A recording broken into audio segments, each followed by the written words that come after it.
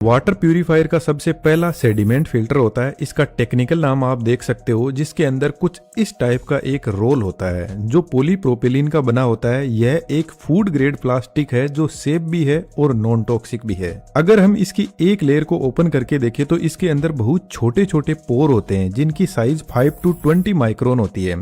Comparison के लिए हमारे बाल की मोटाई करीब 70 माइक्रोन होती है। इसलिए घरों में generally 5 micron sand filter use किया जाता है क्योंकि डस्ट पार्टिकल की साइज लगभग 10 माइक्रोन तक होती है। यह फिल्टर धूल, मिट्टी और प्लास्टिक के छोटे टुकड़ों को रोक लेता है। लेकिन बैक्टीरिया की साइज 0.2 माइक्रोन होती है जो इससे आसानी से आगे निकल जाते हैं।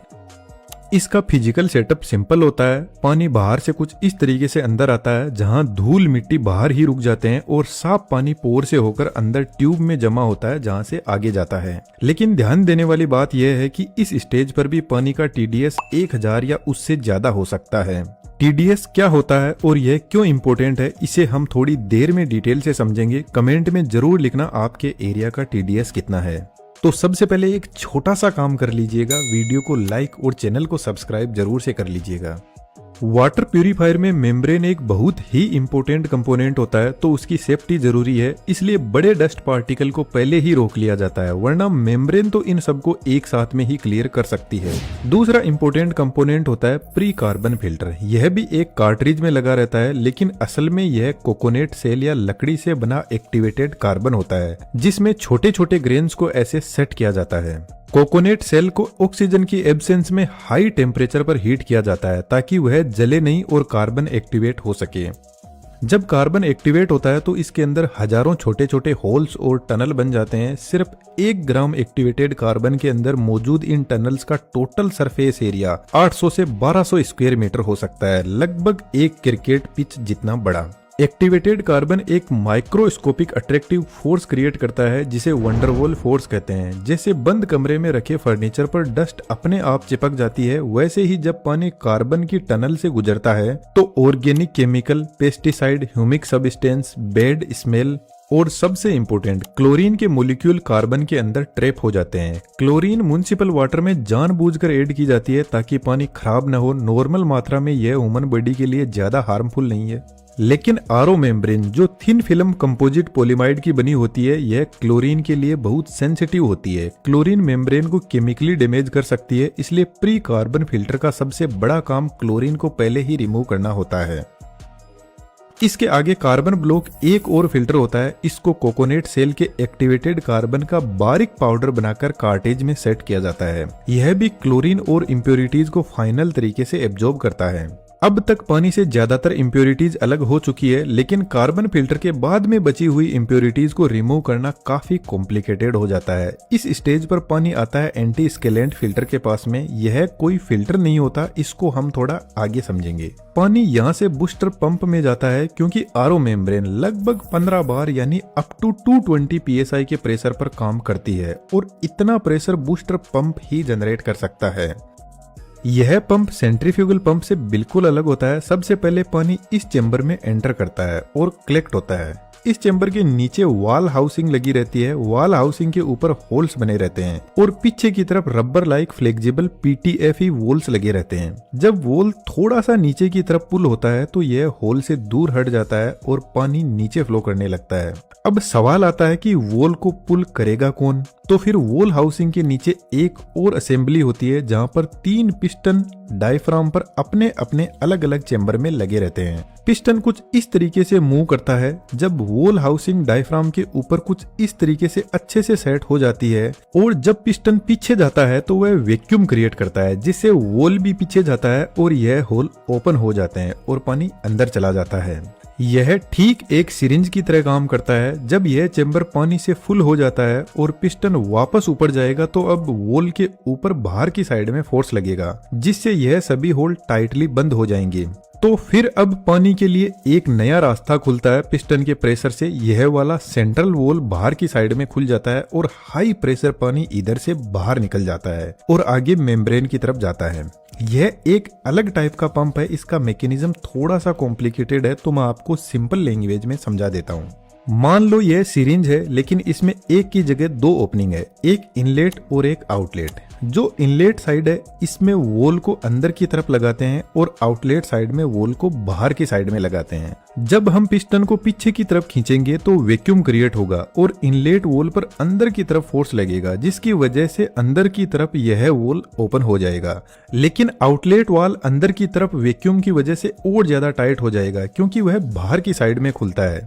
अब जब पिस्टन को वापस फोर्स लगाएंगे तो इनलेट वाल पर फोर्स लगेगा तो वह मजबूती से बंद होगा और आउटलेट वाल बाहर की साइड में ओपन हो जाएगा।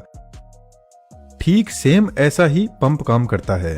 पंप के नीचे लगी ड्राइव असेंबली को मोटर से पावर मिलती है। मोटर के रोटेशन से यह असेंबली अप डाउन वाइब्रेट करती है, जिसका फोर्स डायफ्राम और पिस्टन तक पहुंचता है। इस कॉन्टिन्यूस मूवमेंट से पानी को हाई प्रेशर पर मेम्ब्रेन तक पुश किया जाता है। मेम्ब्रेन एक तरीके से रोल शेप में बनी होती है और एक्चुअल में फिल्टरिंग का काम यही करती है।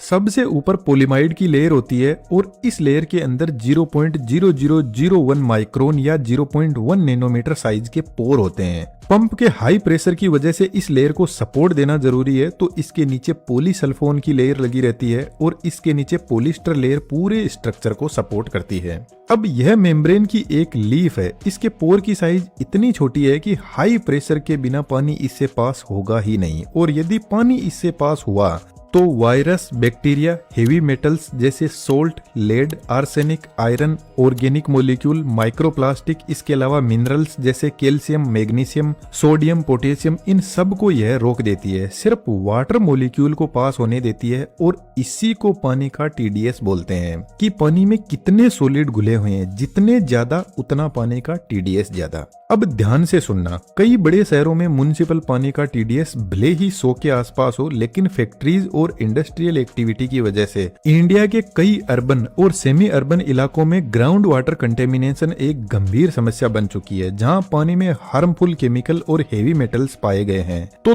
थोड़ा इससे अवेयर रहें। क्या आपको पता है आपके शहर के ग्राउंड वाटर की क्या पोजीशन है? कमेंट बॉक्स में जरूर से लिखना।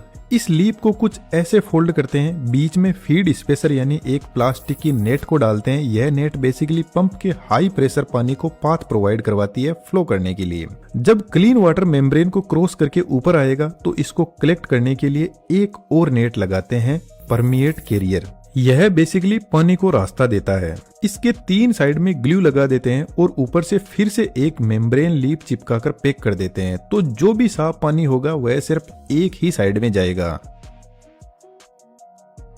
और इधर की साइड में एक ट्यूब लगा देते हैं जिसमें साफ पानी कलेक्ट होता रहेगा। अब इस मेम्ब्रेन का रोल बनाते हैं, तो जो हाई प्रेशर गंदा पानी पंप से आता है वह फीड स्पेसर से फ्लो करता है, लेकिन हाई प्रेशर की वजह से पानी मेम्ब्रेन को क्रॉस करके परमिएट कैरियर के थ्रू सेंटर ट्यूब में कलेक्ट होता जाता है, जिसको आगे यूवी चेंबर में भेजा जाता है। सिर्फ 20 to 30% पानी मेम्ब्रेन को क्रॉस कर पाता है, बाकी 70% पानी वेस्ट निकल जाता है। और यदि पानी का टीडीएस ज्यादा हुआ तो पानी क्लीन होने का परसेंटेज और भी कम हो जाता है। मेम्ब्रेन के आउटपुट में 2 आउटलेट होते हैं, एक में साफ पानी जाता है और एक से खराब पानी बाहर निकल जाता है। लेकिन थोड़ा सा अपने दिमाग पर जोर डालो, जिस आउटलेट वाल से खराब पानी निकल रहा है, यदि उस पानी को हम रोकेंगे नहीं तो फिर पंप का हाई प्रेशर सीधा ही इधर से निकल जाएगा, मेम्ब्रेन पर प्रेशर लगेगा ही नहीं। तो फिर जिधर से खराब पानी निकलता है वहां पर फ्लो रिस्ट्रिक्टर लगा रहता है। बेसिकली इससे थोड़ा थोड़ा पानी पास होता है और मैक्सिमम प्रेशर मेम्ब्रेन पर ही लगता है।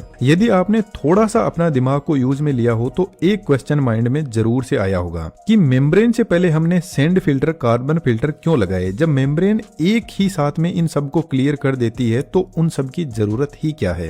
एक्चुअल में वाटर प्यूरिफायर में मेम्ब्रेन और बूस्टर पंप 2 मेन कंपोनेंट होते हैं और वाटर प्यूरिफायर की लगभग कॉस्ट इन्हीं से निकल कर आती है, तो इनको सेफ रखना ज्यादा जरूरी है। हम बार बार मेम्ब्रेन को नहीं बदल सकते, लेकिन सिर्फ 200 से 400 का सैंड फिल्टर हम आसानी से बदल सकते हैं।